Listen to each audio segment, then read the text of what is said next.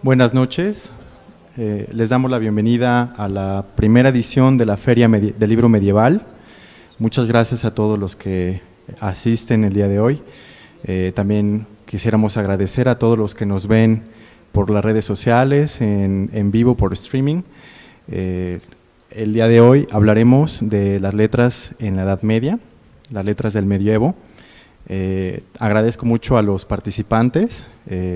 Nos honra su presencia aquí, a los grandes expertos de la literatura y de la Edad Media en México. Quisiera comenzar, presentaré a nuestros invitados conforme vayan participando y quisiera comenzar con la doctora Carla Xomara Luna. Ella es doctora en Filología Española por la Universidad de Zaragoza. Actualmente es profesora investigadora de tiempo completo en el Centro de Estudios Lingüísticos y Literarios del Colegio de México, donde imparte el curso de Literatura Medieval. Su área de investigación se centra en la prosa de ficción de los siglos XV y XVI, así como los motivos folclóricos. Ha estudiado el bestiario hispánico medieval y los aspectos ideológicos de la traducción de las historias caballerescas. Por favor, muchas gracias.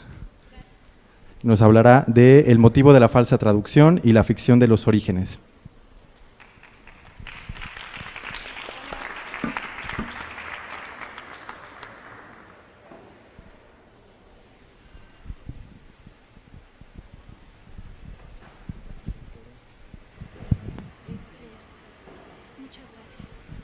Muchas gracias, Enrique. Quiero agradecerte por la invitación y a los organizadores de este evento y decir que para mí es un orgullo compartir esta charla con mis maestros. Voy a hablar sobre uno de los motivos configuradores de los libros de caballerías del román artúrico y cómo va a surgir y cómo después se va a conformar en un motivo retórico que será característico de la poética de la novela de caballerías. En el origen de la literatura caballeresca hay una necesidad por parte de los autores de justificar el origen del libro. Hay una necesidad de decir de dónde viene ese libro y normalmente siempre recurren a la misma historia. El libro fue encontrado en un sitio raro y lejano, muchas veces o la mayor parte de las veces en una tumba, en otras ocasiones en una iglesia derruida, en una abadía, y es un manuscrito escrito en otra lengua. Entonces, se empieza a configurar como un motivo llamado el de la falsa traducción, muy bien estudiado por una de las mayores especialistas en la materia, que es la profesora Mari Carmen Marín Pina, al que dedica un artículo espléndido. Muy bien, en sus orígenes, ¿cómo empieza la configuración del motivo? Quizás ustedes hayan oído hablar de Chrétien de Troyes, que es uno de los primeros novelistas del occidente medieval europeo, para algunos el primer novelista, el creador del román artúrico, y en una de sus primeras novelas, Erec y Enid, nos dice lo siguiente. Nos cuenta que ha sacado su historia, dice ahí, abajo puse no sé, es muy chiquito, a ver, igual lo hago un poquito más. Puse los términos que utiliza, gracias, los términos que utiliza es el original en francés y acá está la traducción. Que sacó esa historia de un cuento de aventuras, un relato muy hermoso. El cuento trata de Erec, hijo de Lac. Quienes quieren vivir de contarlo ante reyes y condes suelen destrozarlo y corromperlo. Comenzaré ahora la narración que permanecerá en la memoria mientras dure la cristiandad. Por ello se siente orgulloso Chrétien. La historia entonces no es autoría de él se presenta como un traductor, y eso es otro motivo típico del género. Y que va a tener una función dentro de la mentalidad medieval. Como ustedes saben, en la mentalidad medieval el concepto de autor difiere mucho del que nosotros tenemos. No se concibe el autor según la concepción moderna, sino como un relaborador de una tradición y un constructor, un arquitecto que va a presentar de otra forma algo que ya está dado en la tradición. No podía presentarse como hoy concebimos el autor, porque eso sería atentar contra la concepción del mundo, sería ponerse al mismo nivel que Dios. Entonces, por una parte, el motivo del falso traductor libera de esa responsabilidad, y por otra parte también surge de la forma en cómo se estudiaba y cómo se trabajaba y cómo se escribía. El término traductor, que en la Edad Media se va a llamar o bien romanceador, es decir, poner en romance del latín, o bien va a ser muy frecuente llamarse a sí mismos trasladadores, se llaman trasladadores. Y esa función de trasladador se va a solapar o se va a confundir con la idea de autor. Muchos autores son traductores, pero no solamente la idea de la traducción se confunde con la de autoría, sino con la de englosador, el que comenta el texto. Para complicar más las cosas con el término del traductor, en la Edad Media se llegaba a referirse a esta figura como un exégeta, a partir de un pasaje de las etimologías de San Isidoro, donde San Isidoro se refiere al intérprete no solamente como un mediador entre los hombres, sino como un mediador entre Dios y la humanidad. Y esto haciendo referencia a esta historia que ya todos conocemos de la Torre de Babel, ¿no? Que había sido un castigo por orgullo, se dividen las lenguas, y esta figura del traductor, del trasladador, intérprete, glosador, va a ser quien vuelva a unir al hombre con Dios. Esta falta de definición de esta figura va a hacer que se pueda configurar este tópico al presentarse el autor como un traductor. Pero no solamente eso, aquí podemos ver otra cosa. Para Chrétien, traducir también significaba poner por escrito, y él se siente orgulloso porque poner por escrito significa dar una estructura a un relato oral. Ese cuento de aventuras probablemente se refiere a un relato oral. Entonces la idea de traducir también como de dotar de una estructura y de una armonía al texto. En otra de sus novelas vuelve a aparecer el motivo. Y dice así: esta historia que os quiero relatar y contar la encontramos escrita en uno de los libros de la librería de mi señor San Pedro de Beauvais. De ahí fueron tomados los cuentos que atestiguan la veracidad de la historia. Por este hecho debe ser mejor creída. Entonces, aquí es verdad, él se presenta como un traductor, como un relaborador de una historia que le fue comandada. En este momento de configuración del tópico, se está buscando dotar a estos textos que son ficción de una autoridad, y para darle autoridad hay que buscarla en la antigüedad. Entre más antiguo sea una historia, más verdad va a tener. Este pensamiento es el mismo que late en la base de la mentalidad linajística de esta época.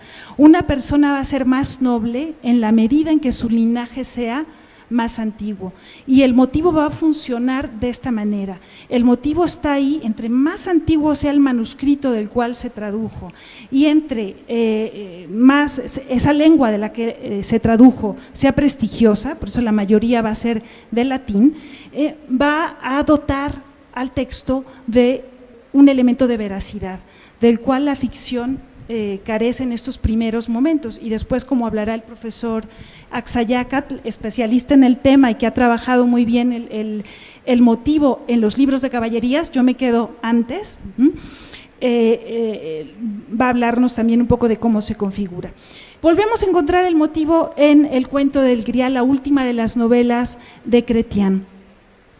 Chrétien sabe y se esfuerza en rimar, por encargo del conde, el mejor relato que se haya contado en corte regia. Es el cuento del Grial del que el conde le dio el libro, nuevamente, un manuscrito que se va a traducir, y ahora oiréis cómo lo saca adelante. Entonces, Chrétien va a poner todo su orgullo en esa nueva reformulación que implica una estructura que va a generar después la novela.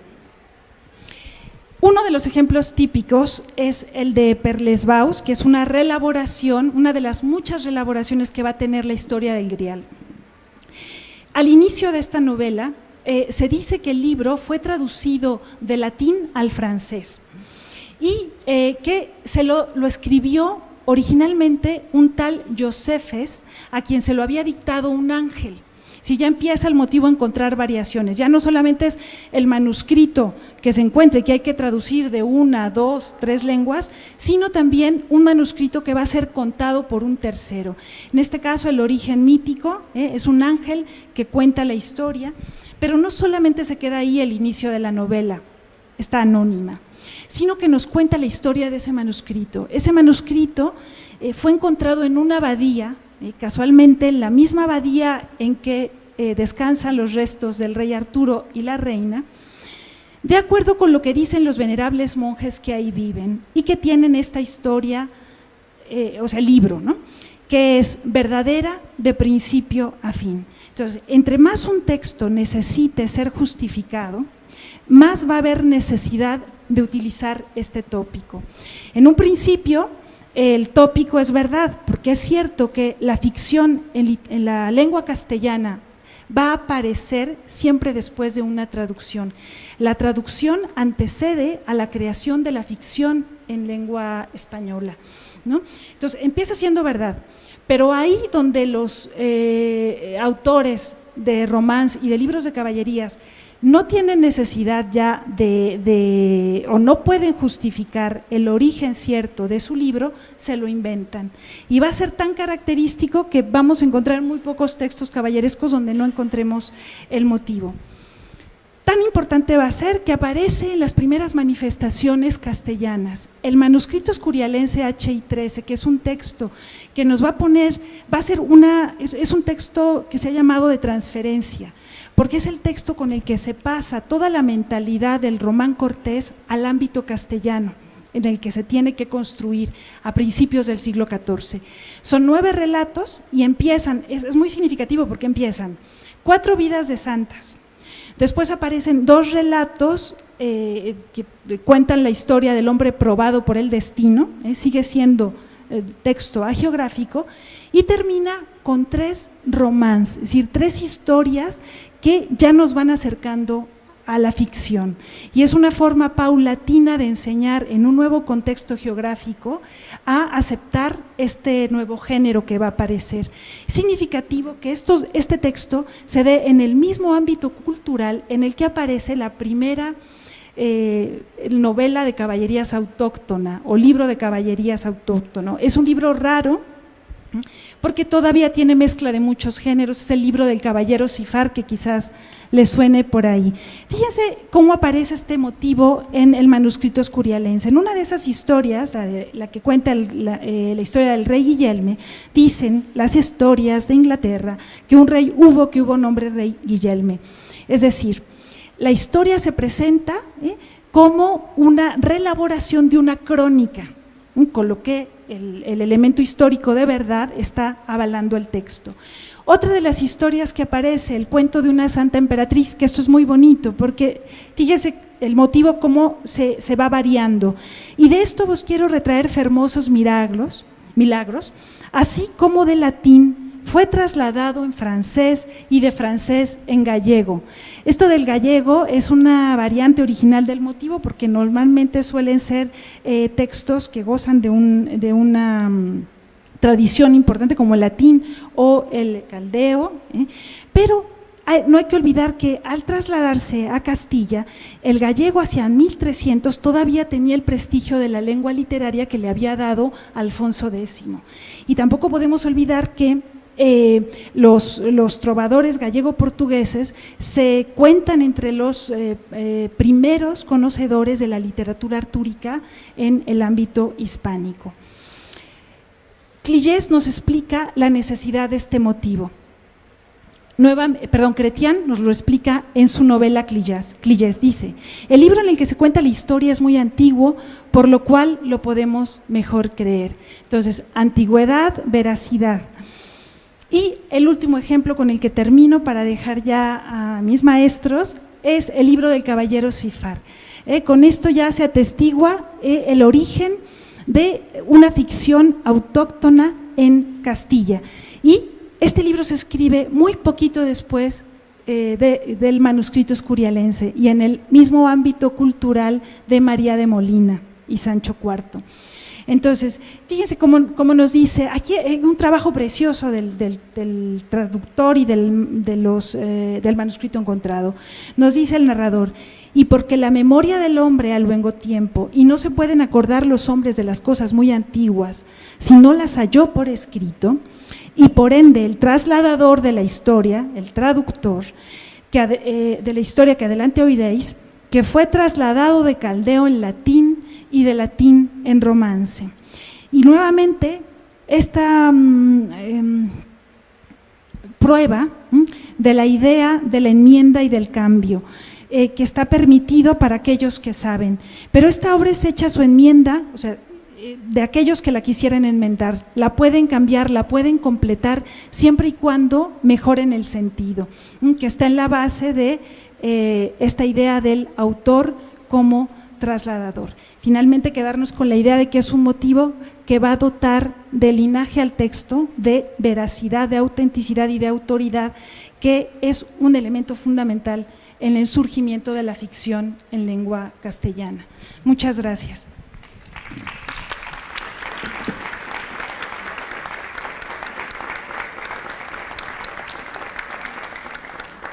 Antes de continuar, quisiera hacerle una pregunta que me surgió con esta exposición.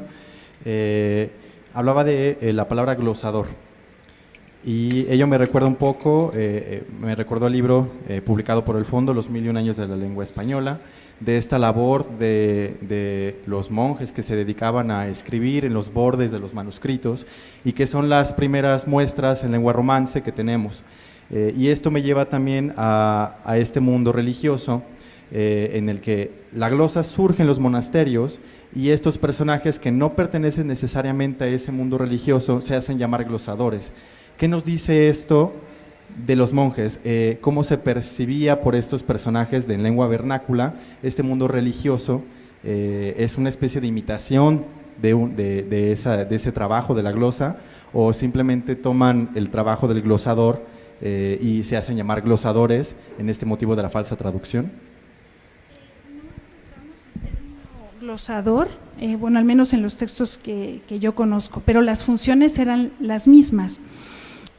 Glosa, recordemos que en el origen significa explicación de una palabra extranjera, de una palabra rara, o sea, la necesidad de explicar una palabra, porque surge así. De hecho, los primeros traductores son glosadores, son aquellos que empiezan a notar en los manuscritos las palabras que no se entendían, y puede haber glosas simples que son de explicación de un término que ya no se entendía cuando el latín deja de ser comprendido en un contexto ya de surgimiento de las lenguas románicas, pero también glosas que son comentarios del texto, y era una misión.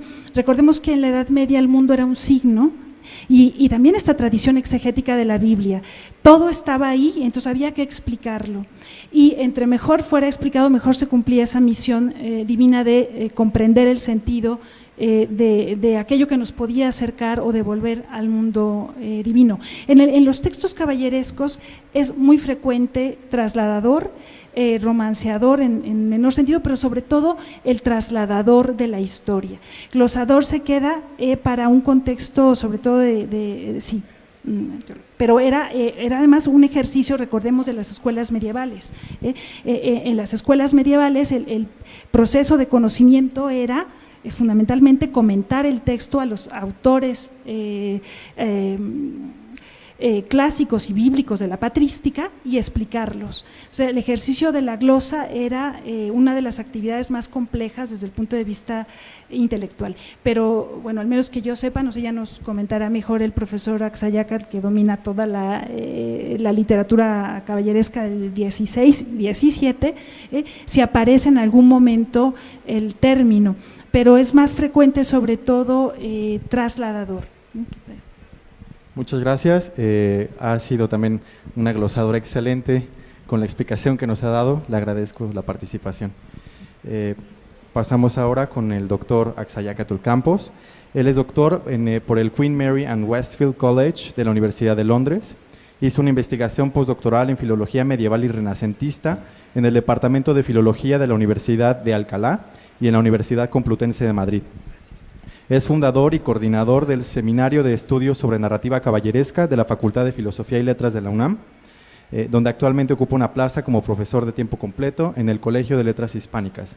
Nos hablará sobre Amadís de Gaula, la narrativa caballeresca del medievo al Renacimiento. Muchas gracias. Muchas gracias, Enrique Popoca. Y también, como la doctora Xiomara Luna Mariscal, quiero agradecer a las autoridades del Fondo de Cultura Económica por haberme invitado a esta feria y a estas charlas, y a ustedes por estar aquí en esta tarde, y siempre es un gusto con Xiomara y María Pía estar aquí en la charla. Gracias por todo.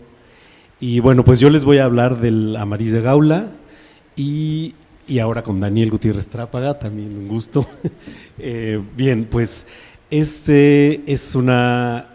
básicamente lo que quiero explicarles brevemente será el lugar del Amadís de Gaula en la literatura medieval española, en la literatura hispánica en general, por eso este aspecto del medievo al Renacimiento, y me montaré en algo de lo que ya Xiomara ha estado hablando sobre el motivo de la falsa traducción y el manuscrito encontrado, para retomarlo y verlo en los textos más tardíos a lo que ella nos ha explicado.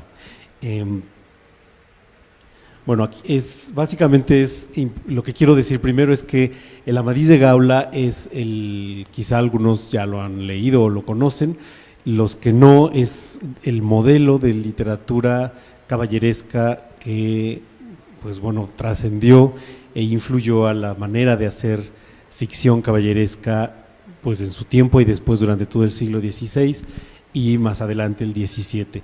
Digamos que es el modelo con el cual se sentaron las bases de lo que va a ser o fue la literatura de este tipo, y que trascendió más allá efectivamente del medievo. Aquí lo que ven ustedes es unos ejemplares del Amadís de Gaula, unas fotografías del impreso ya. Estamos justamente, el Amadís de Gaula es una obra que, si bien tiene sus orígenes en el medioevo, también tuvo su trascendencia en el Renacimiento y ya con la presencia de la imprenta. Entonces, aunque estamos ya en el siglo XVI, la trascendencia y la importancia de la tradición medieval está ahí. Están viendo ustedes algunas portadas también de libros de caballerías, del Amadís de Gaula y de los ciclos del Amadís de Gaula, de las continuaciones del Amadís de Gaula, y cómo fue generando una modelo de imitación para que fueran creándose libros semejantes, en este sentido de la continuación, creando ciclos, de lo cual Daniel Gutiérrez Trápaga ha hablado muy bien. Estas son más portadas de ellos, ya son del siglo XVI, bastante tardías en relación al medioevo. Aquí otro ejemplo, ¿no? Como es el texto ya impreso, no es manuscrito, los tenemos, y algunos con ilustraciones también. Y sobre todo, bueno, también antes de entrar ya claramente a hablarles del Amadís de Gaula, pues la influencia que tuvo en la literatura posterior, sobre todo, como es muy bien sabido, en el ingenioso hidalgo Don Quijote de la Mancha, como un libro de un paradigma nuevo más allá de los libros de caballerías, ¿no? Casi podemos considerarlo como un otro modo de hacer libros de caballerías, que ese es otro tema, ¿no? También el Amadís de Gaula tuvo, la obra en sí, influencia en obras y fue retomado en óperas, por ejemplo, ¿no? Como el Amadís de Gaula de Jean-Baptiste Lully, o esta de Georg Friedrich Händel, también de Amadís de Gaula, que recuentan la historia del Amadís. Esto ya es en el siglo XVII, XVIII, más tardío.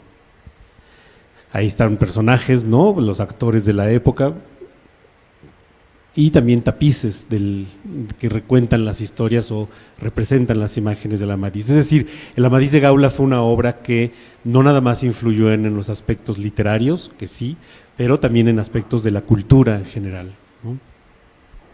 Y bueno, esto es un ejemplo muy, muy moderno, pero quería justamente para demostrarles cómo el Amadís ha sido retomado y sigue, finalmente no el Amadís, sino el medioevo pervive en nuestros días, ¿no? A través de muchos elementos. Esta es una versión, yo le llamo cómic o historia gráfica, no soy muy conocedor de estos temas, pero bueno, para que un poco la vean, ¿no? Que cuenta a su modo la historia de Amadís de Gaula también, ¿no? Es rápido para que solo lo vean, sepan que existe, pero que está ahí, ¿no? Y entonces por eso creo que el Amadís de Gaula podemos considerarlo como un puente entre la Edad Media y la Edad Moderna, en términos de la manera de hacer literatura. Justamente empieza unos modelos que empiezan a consolidarse, que vienen de la época medieval, como lo ha explicado la doctora Xiomara Luna, pero que efectivamente en el Amadís de Gaula sirven como un crisol donde estos recursos narrativos y estos elementos propios de la narrativa medieval empiezan a tener ya una manera de conectarse con la manera moderna de hacer literatura, que será el Quijote y más tardía la prosa española, ¿no? Entonces, bueno, en el principio, justo lo que les decía, es el inicio del género, es el que consolida el género de los libros de caballerías hacia el siglo XVI. Alan Deyermond decía que los libros de caballerías es un libro de caballerías, una historia de aventuras con combates, amores, búsquedas, separaciones y reencuentros, viajes a otros mundos, todo ello en variadas combinaciones. El mundo en el cual sucede la acción está alejado del público en tiempo, espacio o clase social, y muy a menudo en las tres categorías. Pero antes que él ya había hablado de esto, una definición de libros de caballerías, bueno, mucho antes que él, Sebastián de Covarrubias en su Tesoro de la Lengua define los libros de caballerías como los que tratan de hazañas de caballeros andantes, ficciones gustosas y artificios de mucho entretenimiento y poco provecho, como los libros de Amadís, de Don Galaor, del Caballero del Febo y de los demás. Y bueno, aquí tienen unas imágenes del Amadís de Gaula. Y justamente les quiero, antes de entrar a la obra en sí, mencionar un poco algo que se conecta con lo que Xiomara acaba de explicar respecto a la prosa de ficción, cómo surgió la prosa de ficción y cómo estos libros de caballerías tienen indicios y elementos todavía de la prosa histórica o de la intención histórica, que es lo que justo acaba de decir, ¿no? Como esta prosa histórica que se basaba en la descripción de hechos reales, básicamente en las crónicas medievales, que a su vez procedían de las crónicas de la antigüedad grecolatina, pues hacían simplemente representarla, hablar de los hechos fehacientes ocurridos históricos. Pero ocurre un proceso de lo que llama Juan Manuel Cachoblecua de literaturización, donde empiezan a incorporarse elementos de ficción o de ficcionalización, que podemos decir, en este afán de darle autoridad y vigencia y presencia. Se empieza a introducir elementos maravillosos, ficcionales en la prosa histórica, lo que permite entonces este desarrollo hacia la ficción. Gracias. Fernando Gómez Redondo, un filólogo de la Universidad de Alcalá y que ha hecho la historia de la prosa medieval castellana, dice respecto a esto, que sería el máximo grado al que la ficción podía llegar. Se trataría de obras de fondo histórico capaces de transmitir ejemplos moralizantes que interesaran a todos los grupos sociales, cortesanos. De ahí esa fascinante mezcla entre episodios mitológicos, peripecias militares, sucesos históricos y análisis de conductas amorosas. Estos textos donde empezamos a encontrar esta combinación. Y ahí es donde entonces surge la narrativa caballeresca, ¿no? Con estos recursos literarios, narrativos que, como les decía, son indicios de esa intención cronística o de esa intención histórica o de intención de darle veracidad, como si fuera una historia real, a la ficción.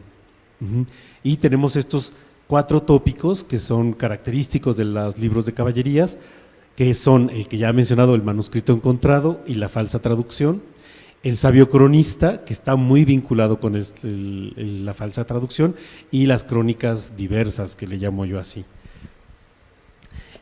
Propiamente ya en el Amadís de Gaula, voy a retomar lo de los tópicos al ratito, pero ahora quiero hablarles un poco de esto del Amadís de Gaula. ¿Qué es esta obra? ¿Cómo surge o cuáles son sus orígenes?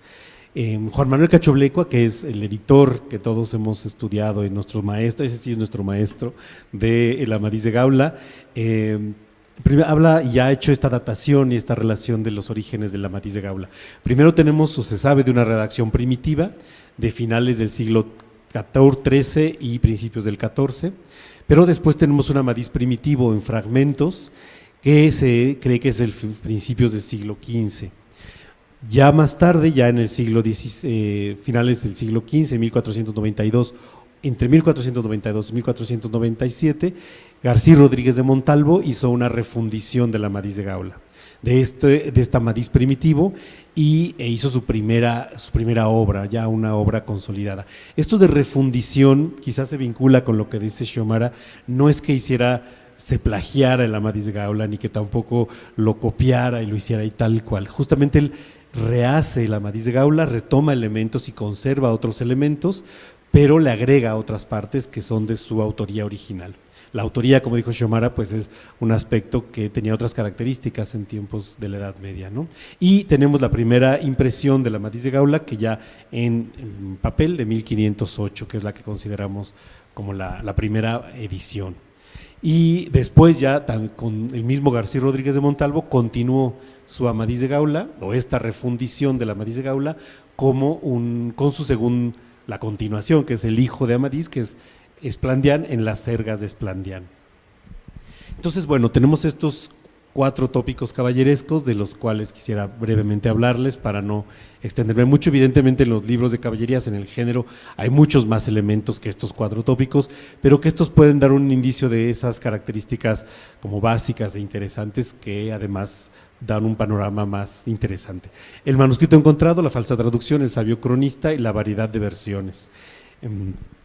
El manuscrito encontrado y la falsa traducción, básicamente lo que ha dicho Xiomara es esto, ¿no? Que se encuentra, el autor renuncia a su autoría, el autor dice que él no fue el autor de este libro y que justamente se lo encontró en un lugar extraordinario, ¿no? Hay muchas posibilidades de esos lugares extraordinarios donde fueron encontrados y que además estaba en otras lenguas, como bien ha explicado ya Xiomara. Les traigo unos ejemplos breves para que lo conozcan y vean cómo ya lo manejaron, ya no en la Edad Media, sino prácticamente en el Renacimiento.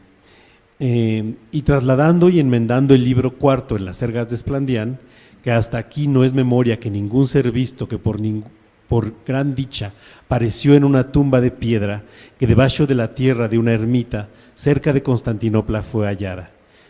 Y traído por un húngaro mercadero a estas partes de España, en letra y pergamino tan antiguo que con mucho trabajo se pudo leer por aquellos que la lengua sabían. Inmediatamente ya este es el tópico del manuscrito encontrado, que todos conocemos y sabemos muy bien, pero además como me interesa señalar, como no nada más es este asunto del lugar donde se encontró y de la lengua, que aquí es una lengua pues básicamente muy lejana en cuanto a la relación al castellano, ¿no? Es en una lengua extraña, pero además que tuvo que ser traducido y fue traído y se crea una ficción en torno al texto mismo, a ese texto ficcional que en realidad no existe, pero que parece verdad, tiene este sentido de verdad y que fue traído por un húngaro mercadero a estas tierras y ya inmediatamente entramos en la ficción, ¿no? Tenemos otro ejemplo, este es un poco más largo, pero me centraré en lo que está subrayado. Esto es del Clarivalte, otro libro de caballerías, justamente de 1519, que el año que entra se cumple su aniversario. Dice, esto está en el prólogo además, en el prólogo del libro, ¿no? No está en la ficción todavía, en el texto propiamente, es donde el autor nos presenta la obra y dice, anduve en mucha parte del mundo, y discurriendo por él topé en el reino de Firolt, que es muy extraño, de aquesta región el lengua. El presente que es muy extraño de aquesta región el lengua el presente tratado, es decir, el texto, el libro, el cual, por ser tan agradable escritura, en la obra que la vi, la deseé para vuestra recreación, he con todos mis trabajos e inquietud, puse por obra de la sacar de aquel bárbaro e apartado lenguaje, aquí está este sentido de la traducción, ¿no? Sacarla de aquel bárbaro e apartado lenguaje, en que la hallé por medio de un intérprete tártaro. Aquí fíjense cómo este autor o este personaje que está contándonos la historia se ayuda, él no sabe esa lengua, pero se ayuda de otro intérprete, en que la hallé por medio de un intérprete traductor, de un intérprete apartado lenguaje tártaro. Porque en aquella provincia de Tartaria es el dicho señorío de Firolt, sumariamente como mejor pude, sin me desviar de la sentencia y sentido de la historia, y la reducí al romance castellano, que es lo que acaba de explicar Xiomara, pero justamente como esta fidelidad al texto original. Sabemos por el sentido de la traducción que ya el hecho de que haya habido otro personaje que hizo los comentarios, hizo la traducción quizá de forma verbal, para que el otro la fuera escribiendo, ya ahí hay un cambio. Quién sabe qué tanto realmente haya sido fiel al primer texto, ¿no? Pero él dice que lo fue. Aunque después, estando yo en la India, postrera parte occidental, que el presente se sabe, donde fui por veedor de los funciones de oro. La India no es la India en Asia, es esta India, América, ¿no? Donde estuvo el autor acá. Fundiciones de oro por mandado oficial del católico rey don Fernando el V, la gloriosa memoria, sin partir mi deseo de la vuestra, escribí más largamente aquesta crónica, sin olvidar ninguna cosa de lo sustancial de ella. Es decir, ya no fue tan fiel a la versión original, ¿no? Continuando la sentencia historial en este sentido, o manera de decir que no es tan breve como primera estaba. Es decir, hay este proceso de reelaboración del texto. Y bueno, vamos a adelantar porque creo que el tiempo va avanzando. Es que esta es muy bonita también. Esta es del Baldo y aquí hay todavía más ficción en torno al texto. Dice: así yo, con mi rudo ingenio, entre muchos libros, también del rudo ingenio, ¿no? Esta captatio benevolentia del personaje que dice, bueno, yo no soy capaz de esto, pero lo hace. Entre muchos libros hallé la poesía de Merlino Cocayo, poeta mantuano, que cuenta los hechos del famoso Baldo. Claro, el Baldo es una obra que a su vez fue traducida, ¿no?, del italiano al castellano, descendiente de don Reinaldo de Montalbán, al cual muchos amigos míos vieron. Y esto de lo vieron, ¿no?, el haber visto y el ser testigo de aquello. Y veniendo las vacaciones, fíjense en esto, metiéronme en este difícil negocio de sacarlo en nuestro común hablar, ¿no? Justo en el momento del verano, del descanso, es cuando lo meten sus amigos, ¿no? No es algo que él quería hacer, sus amigos le piden que lo haga, ¿no? Luego dice, yo, viendo que pedían cosa lícita, aunque dificultosa, esos amigos suyos, aparejéme a hacerlo.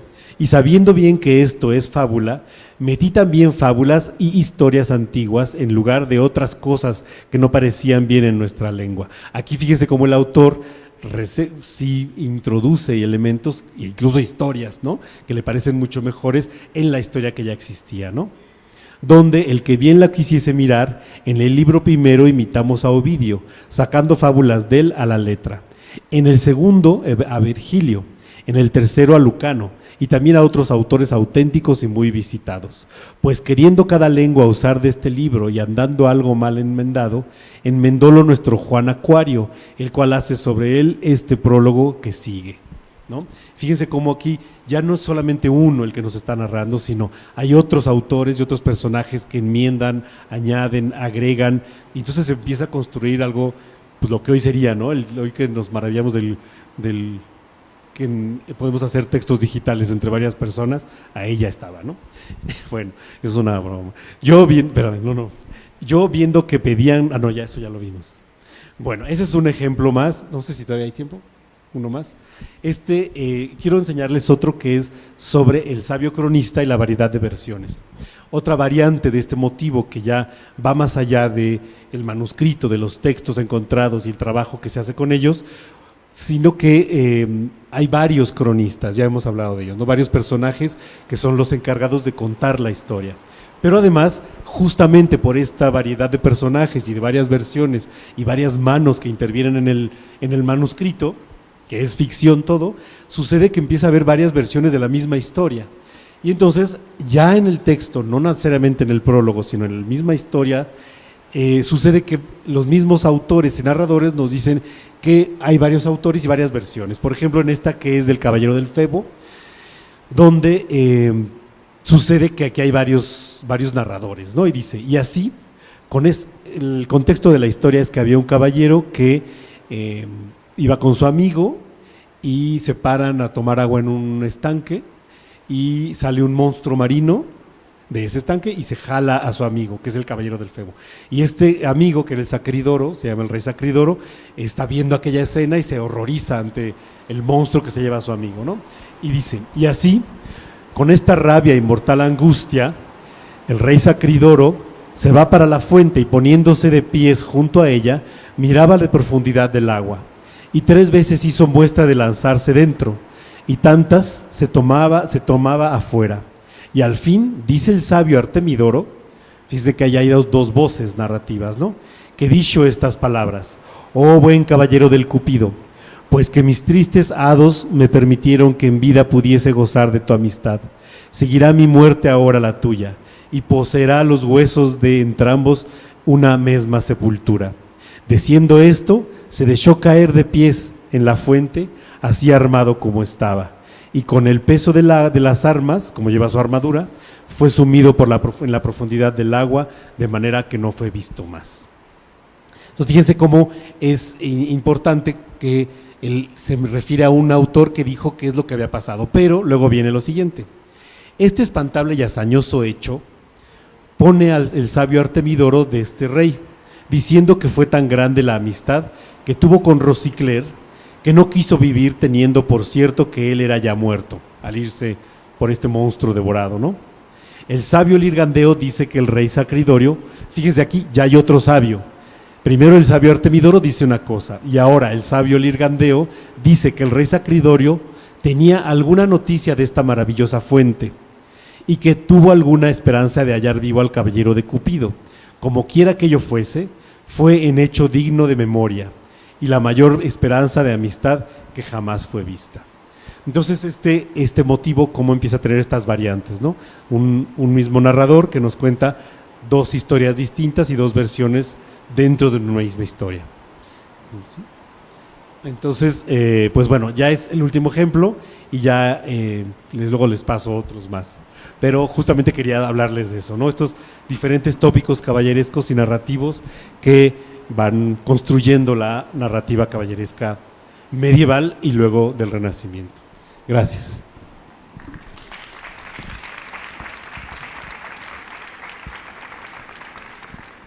Muchas gracias, doctor Axayácatl.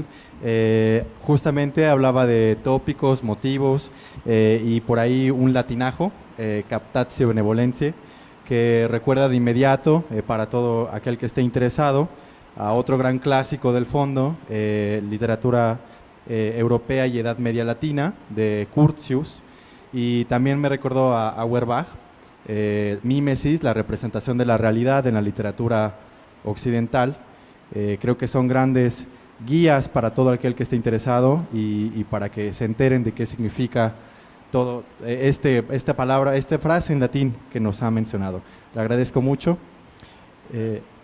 Ahora pasamos con el doctor Daniel Gutiérrez Trápaga. Él es doctor en español por la Universidad de Cambridge.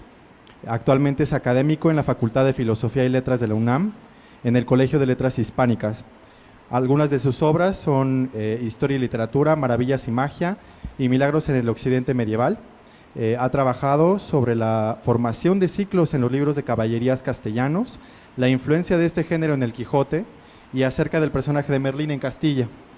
Sus principales intereses son la literatura artúrica, de lo que nos hablará, y las novelas de caballerías hispánica, francesa e inglesa. Su presentación es sobre el ciclo artúrico y le cedo la palabra. Muchas gracias. Primero que nada, disculparme por llegar tarde. Estaba avisado y aunque me dedico a Merlín, todavía no domino el arte de estar en dos lugares al mismo tiempo. Y gracias al fondo por haber organizado este evento y haberme considerado. Bueno, la literatura artúrica es uno de los legados culturales más importantes de la Edad Media a la cultura occidental.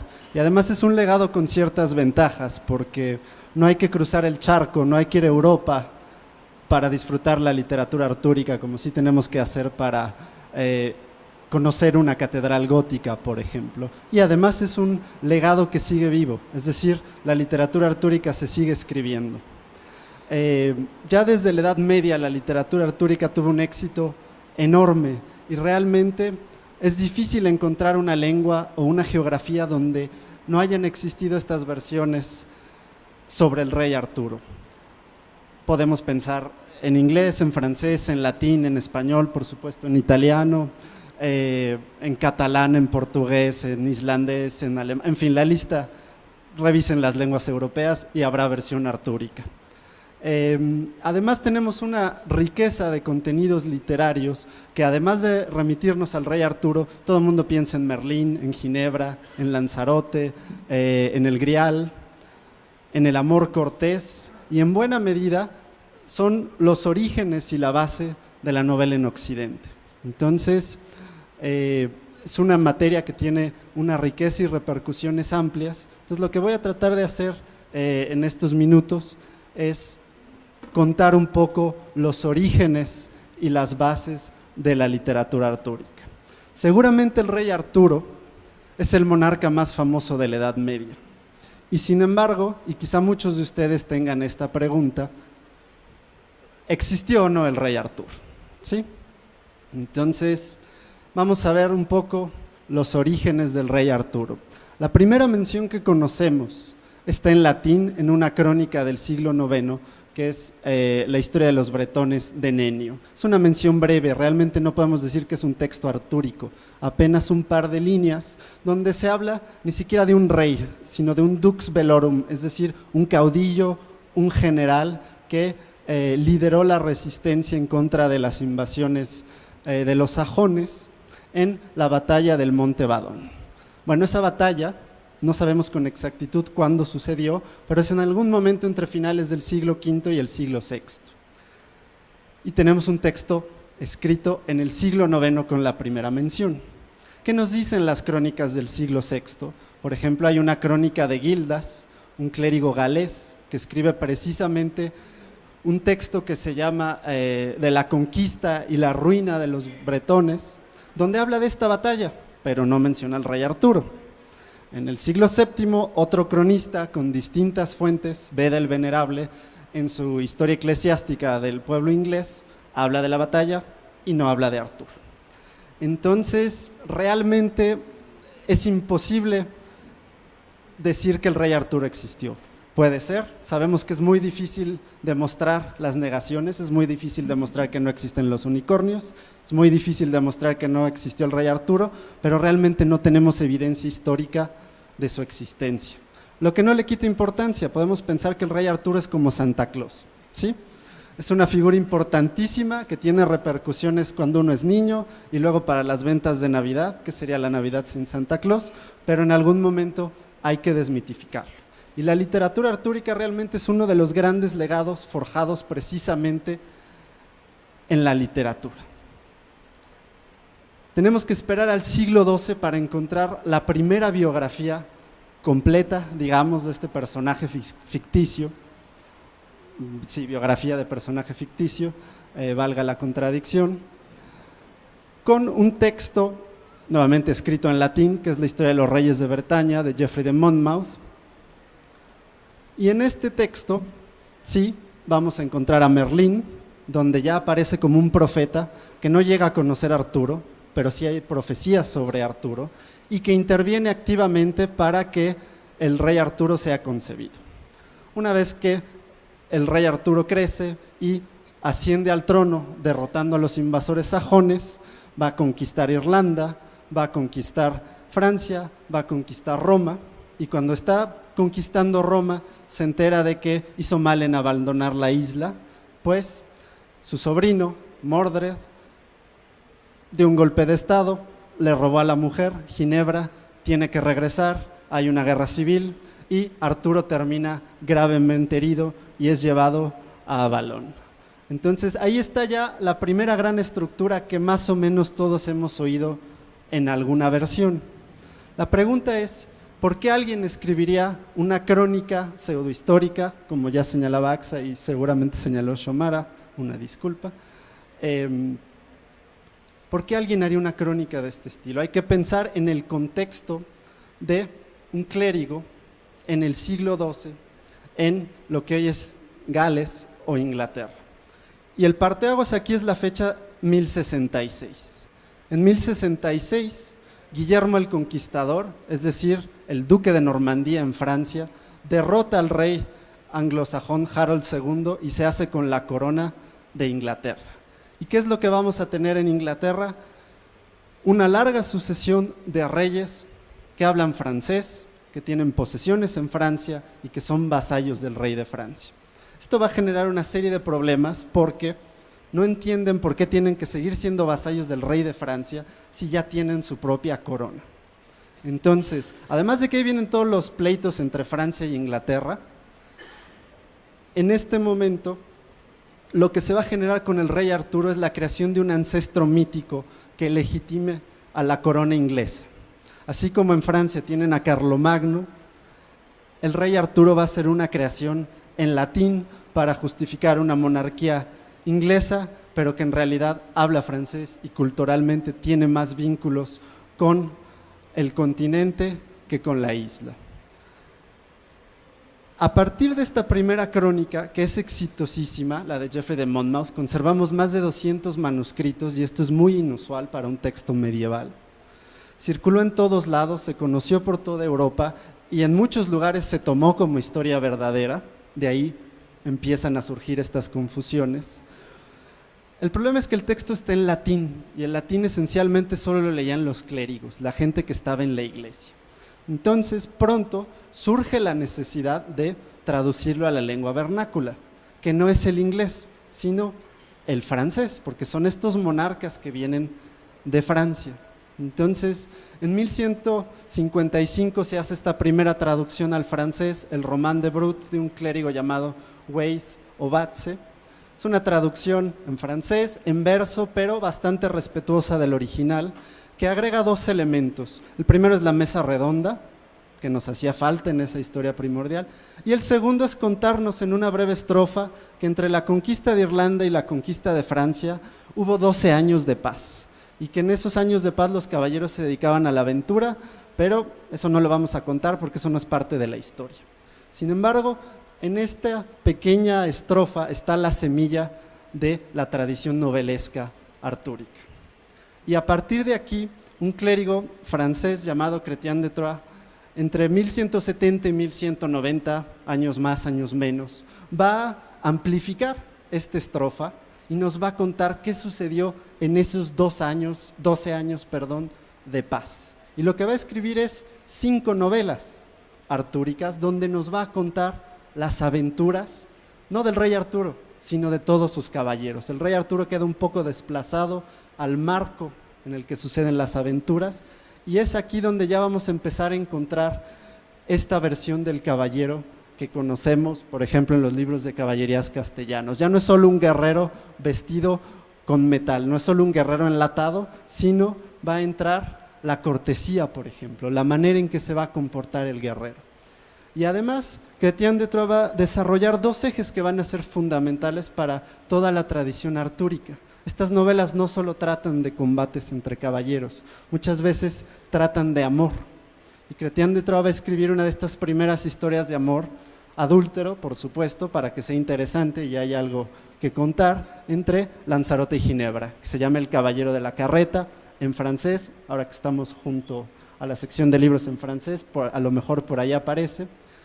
Entonces tenemos la incorporación del amor a la aventura caballeresca. Y vamos a tener la incorporación de un tercer eje, que va a ser el eje religioso. La última novela que escribe se llama Perceval o El cuento del Grial.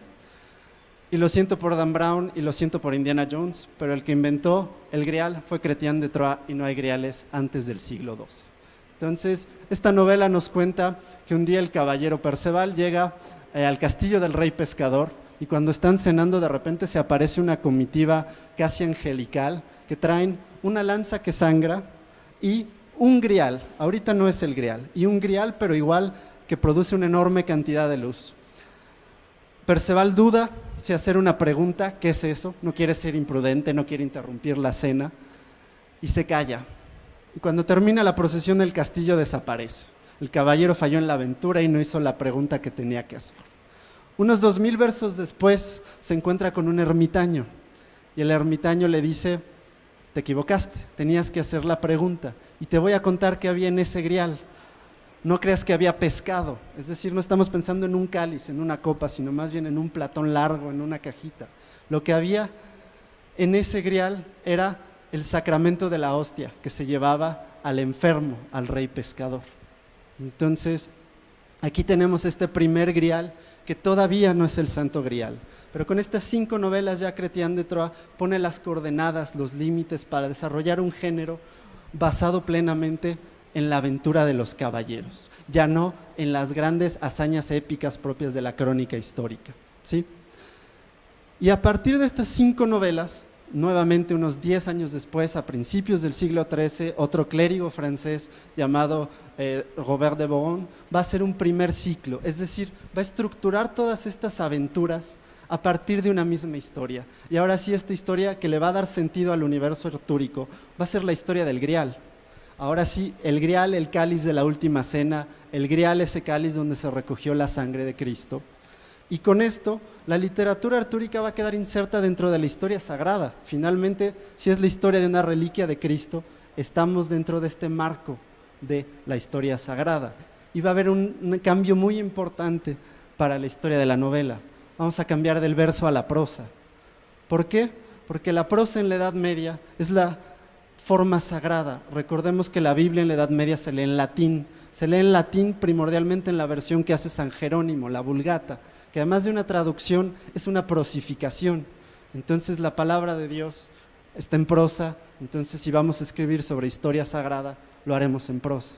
Entonces hace una primera novela que sucede en época de Cristo, sobre José de Arimatea, los orígenes del Grial, una segunda sobre Merlín, reescribiendo, reinterpretando este personaje a partir de esta historia universal. Entonces Merlín ya no es un profeta cualquiera, es el hijo del diablo, planeado como el anticristo, como reverso negro de Cristo para sabotear la redención.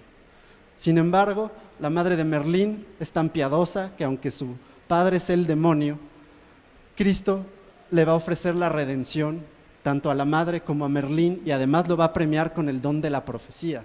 Entonces, en lugar del anticristo, termina convertido en el profeta de una reliquia sagrada que es el Grial, y la máxima aventura del universo artúrico es la búsqueda del Grial. Entonces, hay este primer ciclo que va a dar origen, porque como se pueden imaginar en una historia tan amplia, siempre quedan muchos huecos, y si no, pregúntenle a Netflix o a Hollywood, siempre hay continuaciones y ramas paralelas que se pueden contar, y se va a crear quizá la gran catedral de la literatura artúrica, que es un ciclo francés en prosa que se conoce como el ciclo de la Vulgata o el Lanzarote Grial. Es un ciclo que nada tiene que pedirle a Harry Potter, tanto en calidad como en variedad y como en extensión. Son unas 3.500 páginas y nos cuenta esta misma historia, desde los orígenes del Grial, la historia de Merlín, y el gran cambio es que el núcleo ya no es el rey Arturo, sino el 70% de estas 3.000, 4.000 páginas es la historia de Lanzarote, la historia del amante Cortés. Lanzarote, que se va a volver el mejor caballero del mundo y va a dar pie y va a ser el padre del mejor caballero celestial. Ya no va a ser Perceval el que culmine la aventura del Grial en la siguiente novela, La demanda del Santo Grial, sino va a ser Galahad o Galad según la versión, el hijo de Lanzarote, el que va a culminar esta aventura. Y una vez que la aventura se culmina, que alguien encuentre el Grial, no les cuento qué pasa para que se pongan a leer, tenemos un problema, la infidelidad de Lanzarote y Ginebra, y esto va a llevar a que se pierda el universo artúrico en una guerra civil. Y a partir de aquí van a surgir una enorme cantidad de versiones pseudohistóricas, proféticas, históricas, en diversas lenguas, ¿sí? Cada vez que se traducía uno de estos textos no era una traducción literal, sino se hacía realmente una adaptación al estilo Hollywood de su novela favorita, se quitan, se agregan personajes, se recorta, se aumenta al gusto del público. Por ejemplo, hay un siguiente ciclo que se llama la posvulgata, donde el universo artúrico ya no es este Camelot, el máximo ideal de la caballería, sino es el máximo representante del pecado, y todos los personajes van a estar señalados por la mancha del pecado. Mordred ya no es el sobrino de Arturo, sino el hijo bastardo e incestuoso del rey Arturo. Entonces ya entramos en connotaciones casi de tragedia griega. Este ciclo, por ejemplo, tuvo mucho éxito en España hacia finales del siglo XV. Y hay una versión, hay una novela que sé que en esta mesa nos gusta mucho, El baladro del sabio Merlín. La doctora Luna Mariscal le ha dedicado un par de libros al tema. En esa novela nos vuelven a contar la historia de Merlín como este anticristo que es redimido por Cristo. Pero durante la novela, casi como si estuviera en su código genético el diablo le empieza a ganar y la lujuria empieza a mover sus acciones. hasta que lo termina engañando la dama del lago. Cegado por la lujuria, no ve que la dama del lago lo va a encerrar y le va a quitar sus poderes. Y una vez que esté encerrado, en el último capítulo de la novela, y ahí sí, ni modo, spoiler, Merlín se da cuenta de esto y le grita al demonio, le pide que venga por él, reconoce su naturaleza diabólica y sus acciones están movidas por el diablo. Y el diablo responde, el cielo se pone negro como hoy en la noche, empieza a llover, se abren las piedras y viene una descripción espectacular de un huracán diabólico salido del infierno que se lleva el alma de Merlín de regreso al infierno. Entonces, estamos muy lejos de la versión Walt Disney. Entonces, llegamos al siglo XV en España, pero la literatura artúrica va a seguir circulando y reescribiéndose. Este no es el fin de la tradición artúrica y hasta la actualidad vemos y salen todos los años nuevas novelas, nuevas películas, cómics, videojuegos. Y en buena medida no es solo por el contenido temático, sino porque esta capacidad de reescritura también está en el código novelístico del universo artúrico. Entonces no se escandalicen cuando vean un Merlín satánico o un Merlín fresita, todos esos son Merlines posibles y parte de las reglas del universo artúrico. Muchas gracias.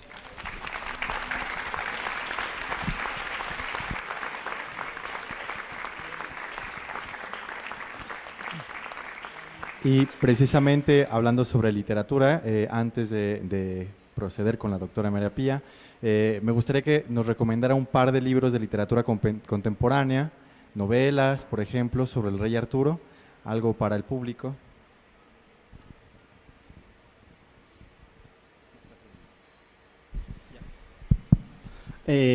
Bueno, está el texto de T.H. White, que es la novela basada en el texto de Malory del siglo XV, pero es la versión que da origen a la película de Walt Disney. En inglés tiene una historia editorial complicada, se llama The Once and Future King, está traducido al español, hay distintas novelas. En español hay un texto divertidísimo de Paloma Díaz Mas, muy breve, que se llama El rapto del Santo Grial. Yo creo que serían buenos puntos para empezar, o con novela no propiamente artúrica, pero de influencia artúrica y caballeresca, como una novela magistral de un premio Cervantes, que es Olvidado Rey Udú, de Ana María Matute, que no tiene desperdicio. Muchas gracias, le agradezco mucho su participación. Ahora pasamos con la doctora María Pía Lamberti. Es investigadora, traductora y académica de origen italiano, licenciada en Letras Clásicas por la Universidad de Milán y la Universidad de Pisa. Cursó la maestría y el doctorado en Letras Hispánicas en la UNAM. Sus líneas de investigación son la literatura medieval y la literatura española, principalmente Miguel de Cervantes y la poesía contemporánea española. Es profesora del Colegio de Letras Modernas en la UNAM, en donde imparte clases sobre literatura italiana en la Edad Media, el Renacimiento y los siglos XVII y XVIII. Entre sus trabajos destacan la antología El narrador y el crítico, la traducción al italiano de La llama doble de Octavio Paz, la traducción al español de El cuento del gordo carpintero de Antonio Di Tuccio Manetti, entre otros. Por favor. Bueno, muchísimas gracias. Yo también agradezco, yo me siento de veras muy honrada de estar aquí hoy. Además, con eso, yo no digo que son mis maestros porque las canas que exhibo con elegancia impiden esto, pero son todos amigos y gente a los que quiero muchísimo, de los cuales aprendo constantemente. Hoy he aprendido muchísimas cosas. Ahora, la literatura medieval italiana no conoce novelas de caballería por un motivo muy sencillo. En la Italia que creó la literatura medieval no había feudalismo, por lo tanto había burguesía, había sociedades ciudadanas y democráticas en las cuales los ciudadanos precisamente hacían sus propias leyes, elegían sus propios gobernantes, por cierto, cada año. Nada de 4 ni de 6 años.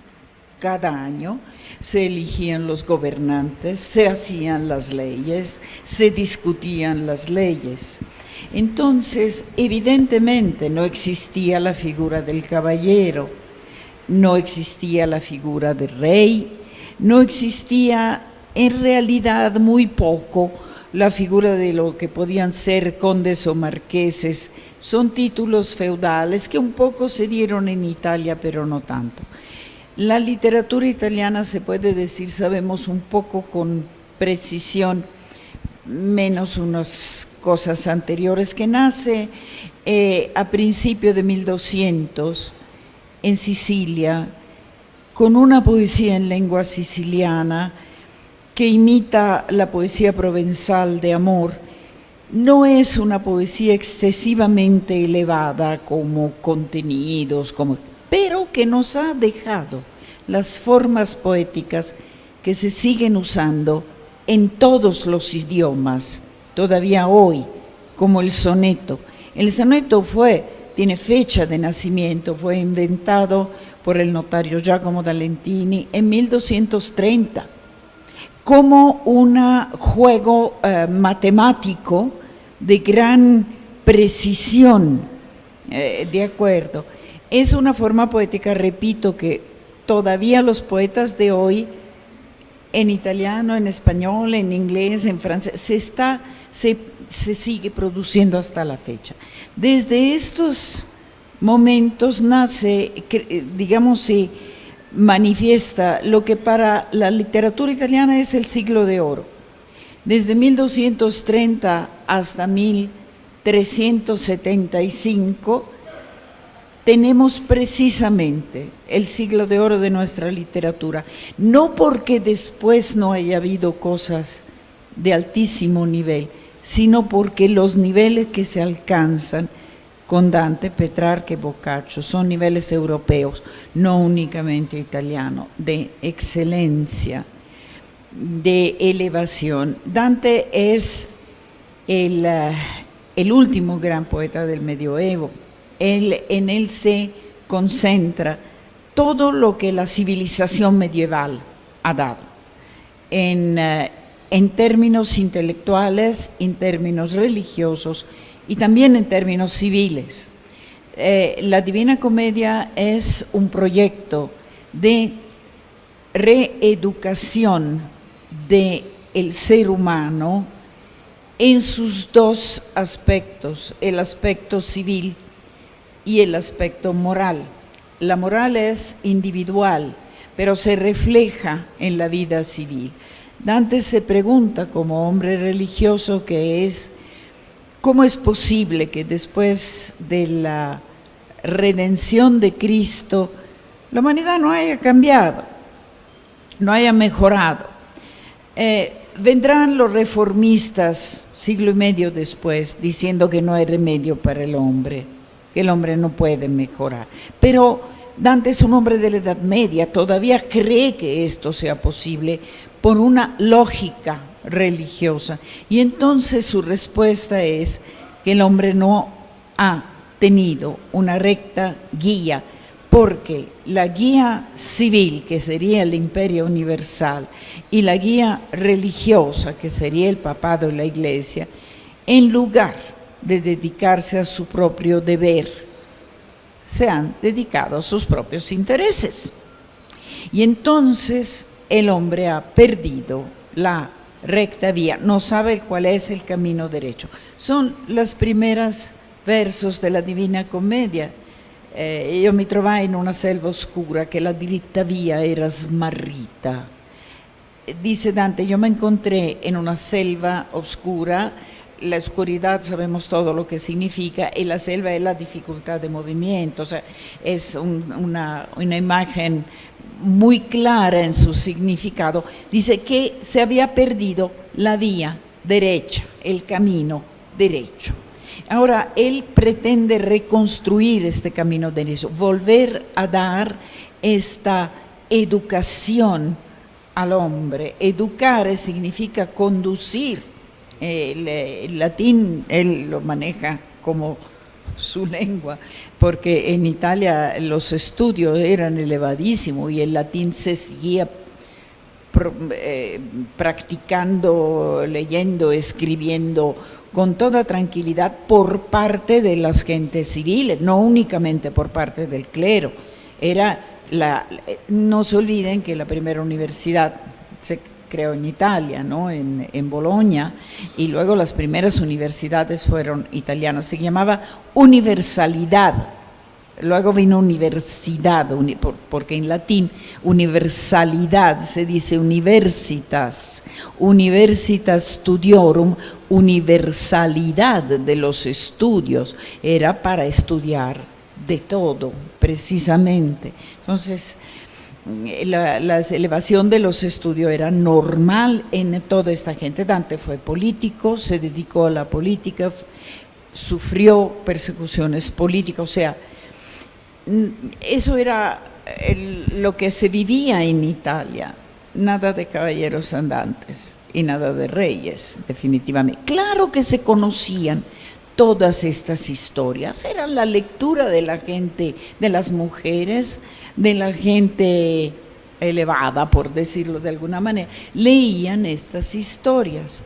Y Dante, por ejemplo, nos da un dato de esto, ahorita que estábamos hablando de Rey Arturo y todo, digamos su principio es hacer conocer, tocar fondo, hacer conocer el mal y sus nefastas consecuencias para librarse de él y luego volver a subir en el camino de la penitencia y de la reeducación, que sería el purgatorio, para poder acceder a la contemplación de Dios, que es lo que es el paraíso. Digamos, Dante baja hasta el centro de la tierra, vuelve a salir del otro lado, ¿sí?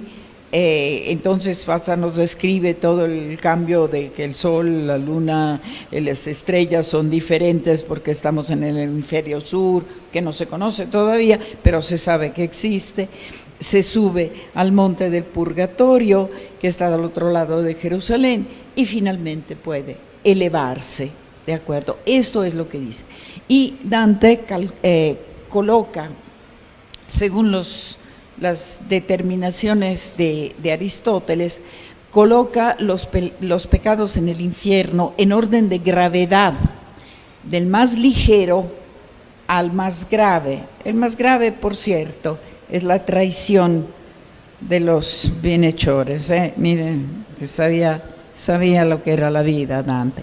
Y el más ligero, el más light, señores, alégrense. Obviamente, ¿no? ¿Cuál es el más ligero? Pero además Dante pone los lujuriosos en el infierno solamente si han causado muertes, desastres, tragedias, y obviamente en el purgatorio, pecado más grave, la soberbia, pecado más ligero, otra vez el nuestro, ¿no? El que queremos que sea el más ligero. Y ahí encuentra muchos cuates suyos, poetas, obviamente, y todo.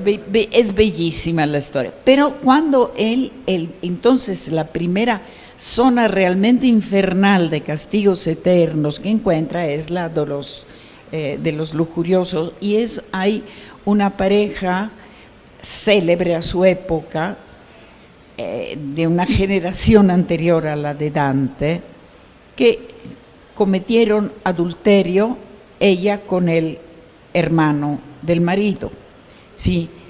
Y están unidos en este amor que se prolonga más allá. Y entonces Dante le pregunta cómo fue posible que hayan llegado a darse cuenta de estar enamorado.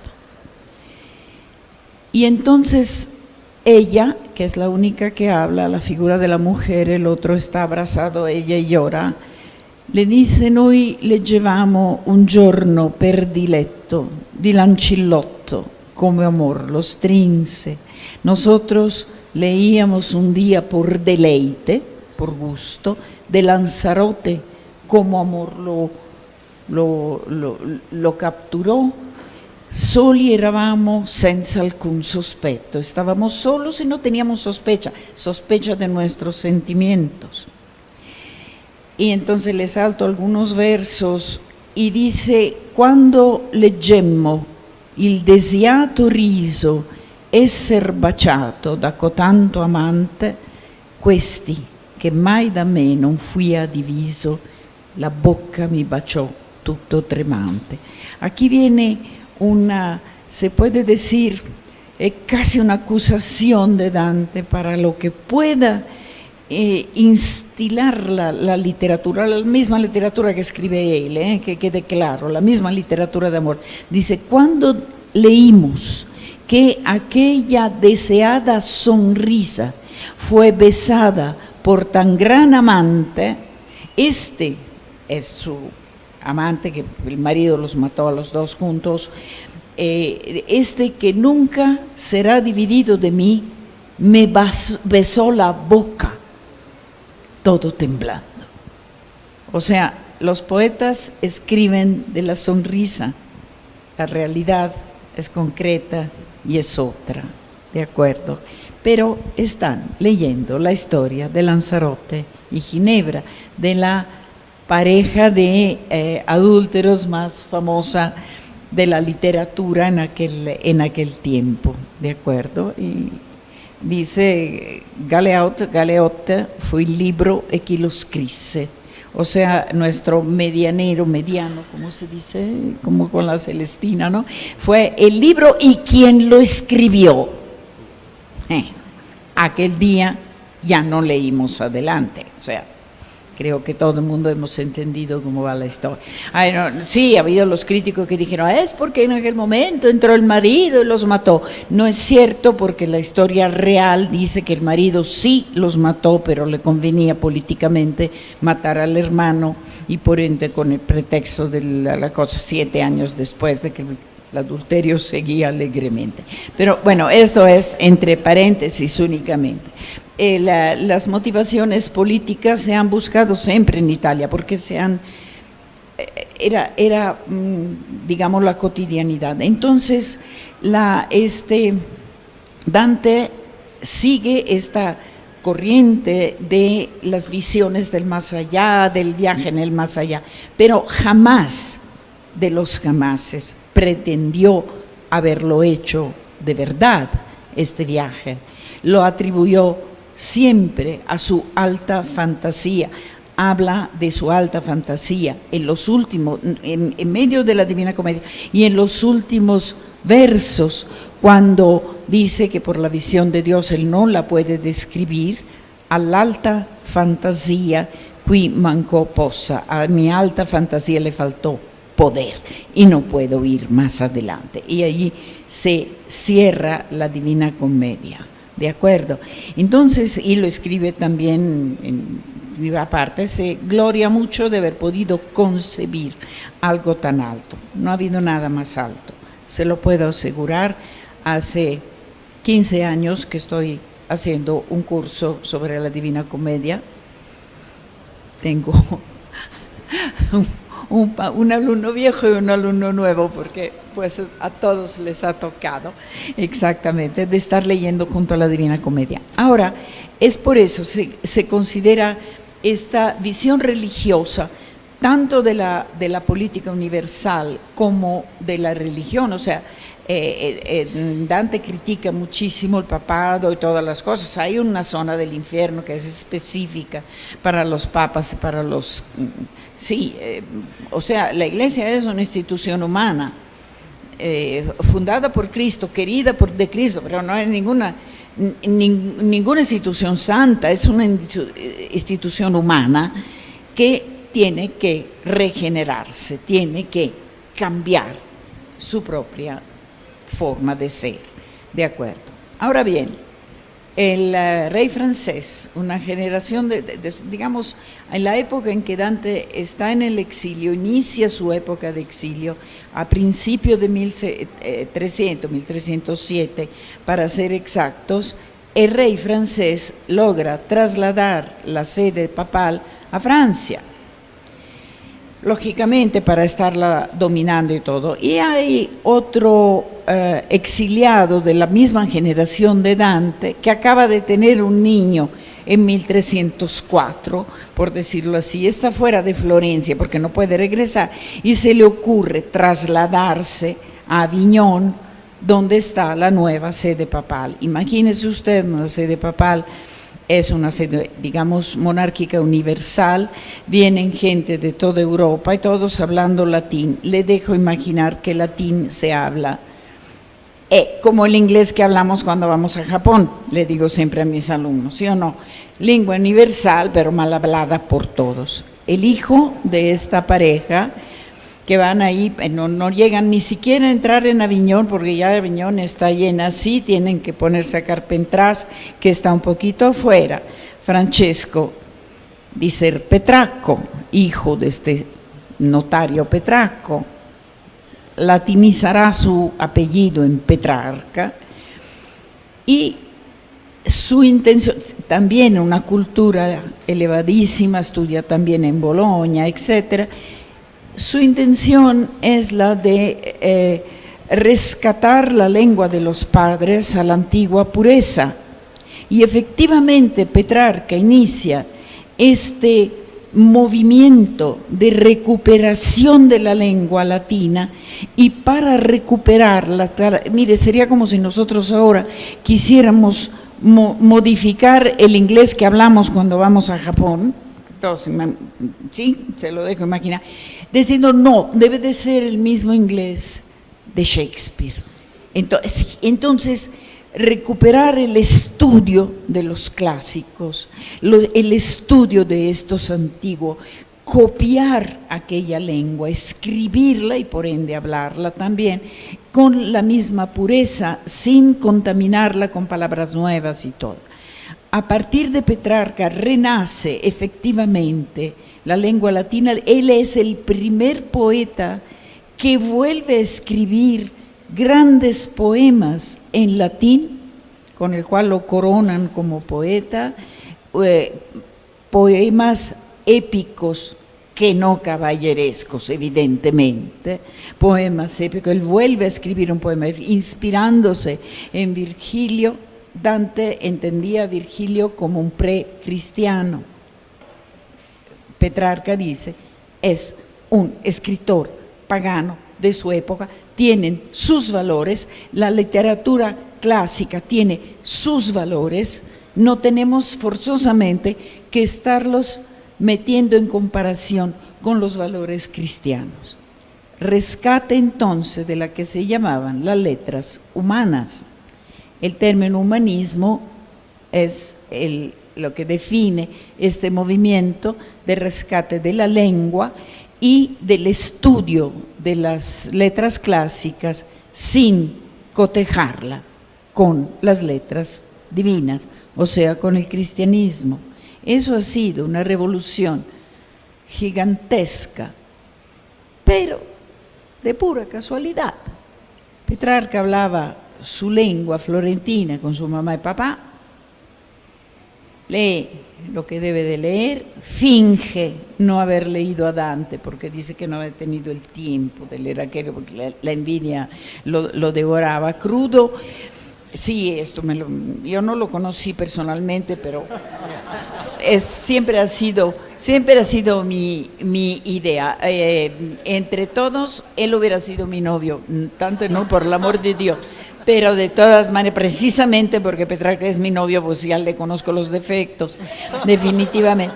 Y entonces, él escribe poemas de amor, con este estilo que en Italia se había empezado con la literatura siciliana, luego se había manifestado en su más alto nivel precisamente con la generación de los poetas contemporáneos de Dante, esta exaltación del amor y de la mujer en sentido divino, en sentido espiritual, como la mujer amada, camino intermedio entre el hombre y Dios, camino de la superación moral del hombre.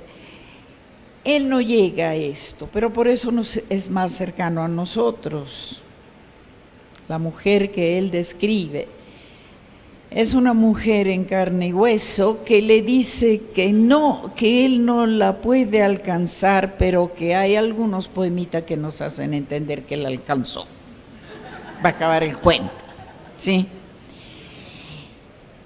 Y sus poemas de amor son el vértice de todo lo que se puede decir en una poesía amorosa, no ha habido otro. Verdaderos, ¿cómo podría decir?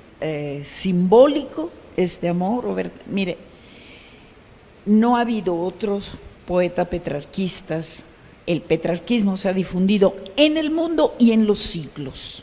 No ha terminado sencillamente con los 2, 3 siglos después. No, sigue todavía vigente hoy, pero nadie de los jamases ha llegado a la altura de Petrarca.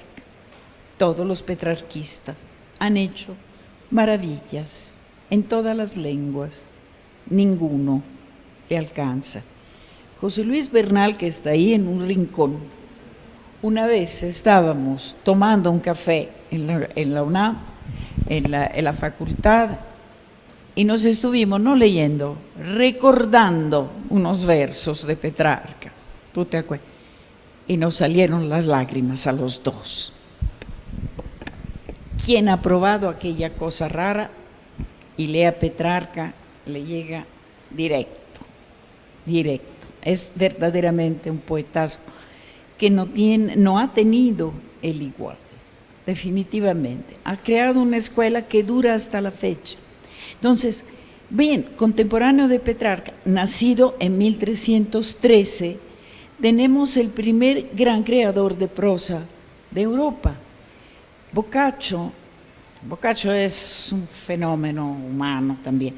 Es un escritor extraordinario que sigue la misma corriente de Petrarca, de esta recuperación del latín, pero vierte en su lengua paterna, porque nunca se ha sabido bien claro quién era su madre. Él mismo se ha inventado una madre francesa, ha inventado lo que ha querido.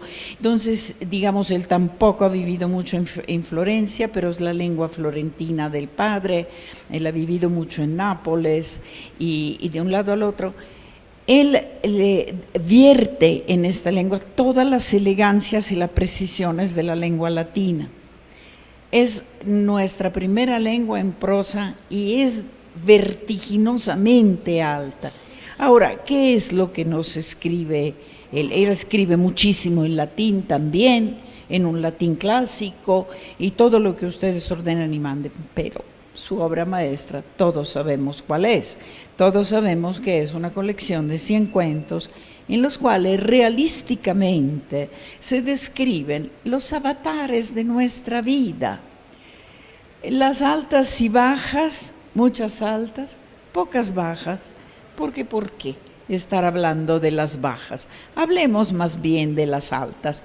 Y todo el mundo dice que es un escritor que habla únicamente de sexualidad y de cosas. No es cierto. Hay muchas historias también de cómo se logra salvarse de una mala situación, muchas historias de sonrisa y de risa, unas cuantas bastante trágicas. Sí, él parte de un principio muy concreto. Dice, bueno, cuando el hombre se desarrolla físicamente y puede, entonces debe. ¿Sí? Es normal que quiera y puede y debe. O sea, esta es una ley de la naturaleza, por favor. Entonces, si hay una mujer joven que por algún error se ha casado con un hombre viejo, que nomás mira al cielo y las estrellas y la noche se cansa, entonces es lógico, normal y debido que encuentre otras historias. ¿Me entienden? Nuestro gran Cervantes, que se autodefinió el Boccaccio español, pero escribe historias de una 14añera que se casa con un señor de casi 70 y él trata de evitar que y no, pero luego no llega. Bueno, es toda una historia. Léganse el celoso extremeño y ya verán cuál Boccaccio ni qué 8 cuartos. En Boccaccio hay historias realmente que se basan sobre todo sobre esto. Es justo y debido porque es una ley natural. Es una ley natural. Y entonces, Hasta hay un cuento, se lo digo a mis amigas que están aquí, el primer cuento feminista de la historia. Madonna Filippa, el marido no le satisface del todo, y entonces, digamos, ella tiene un amante, pero lo descubren, y por la ley de su ciudad, las ciudades son estados y tienen sus leyes ciudadanas, como ya le dije, tiene que ser condenada a muerte. Entonces ella le dicen todo, tú niega, de todas maneras nadie te vio. No, dice ella, yo voy frente al juez. Entonces se va frente al juez y dice, sí, es cierto, yo le di a este segundo hombre, le di de mí, pero a mi marido no le he negado nada. Él siempre estuvo satisfecho. Yo le di lo que le sobraba. ¿De acuerdo? Esto es la primera cosa que dice Madonna Filippa. Pero luego dice otra cosa. Momento. Yo no tengo por qué ser sometida a acatar esta ley. Porque esta ley la hicieron los hombres y ninguna mujer participó. Entonces no veo cómo puede una ley hecha por un grupo de ciudadanos ser válida para el otro. Yo me rehúso, porque la ley, las mujeres, no la hicimos. Y bien, dice Boccaccio, que cambiaron el estatuto de la ciudad. Le dieron la razón, la llevaron al hombro a su casa y cambiaron el estatuto de la ciudad. ¿Entienden ustedes qué hay de medieval en todo esto? Bueno, es el final de la Edad Media, es el inicio de una nueva época. No hay milagros, no hay, sí, los hay en un par de cuentos, pero para ridiculizar, para tomar al revés, cuentos milagrosos que circulaban, que eran de conocimiento público. Me interrumpes cuando quieres que termine. ¿Me entiende? Esas son Dante, Petrarca y Boccaccio, las tres coronas, las llamamos nosotros en Italia, le tre corone. Forzosamente es en nuestro siglo de oro. Después de Petrarca muere en 1374. Nuestros amigos no nos han dado una sola fecha, ¿anotado? Solamente AXA ha dicho que sí, estaba hablando de un libro que era ya de Renacimiento, aunque fuera de tema medieval. Yo sí, Petrarca muere en 1374, Boccaccio un año después, en 1375. Para nosotros en Italia es el fin de la Edad Media e inicia todo el periodo del humanismo. Hay casi 70 años en los cuales se escribe únicamente en latín. ¿Sí? El otro día le dije a mis alumnos, ustedes de letras italianas son privilegiados porque tienen 70 años menos de literatura que estudiar, porque hay estos 70 años en que solamente se escribe en latín y cuando se puede, también en griego. Cuando se aprende el griego, también se empieza a escribir en griego. La literatura en lengua italiana vuelve a empezar después de 1450, para ser exacto, 1460, 70. Vale la pena leer a Boccaccio. Mal traducido, hasta traducciones muy recientes sí, no lo han entendido, pero Petrarca sí se puede leer traducido, pero se pierde mucho, evidentemente. La Divina Comedia ha sido bien traducida, con la de Abilio Echeverría, por ejemplo, el Duque de Cheste. Ha habido muchas traducciones inverso y son traducciones buenas. Petrarca mucho menos, y Boccaccio se pierde mucho también, y muchas veces los traductores cierto tipo de afirmaciones como las que yo le di, les hicieron reír y todo, las cambian precisamente porque sienten que pueden ser muy revolucionarias, para ser exactos. ¿Okay? ¿Está bien todo? Bueno.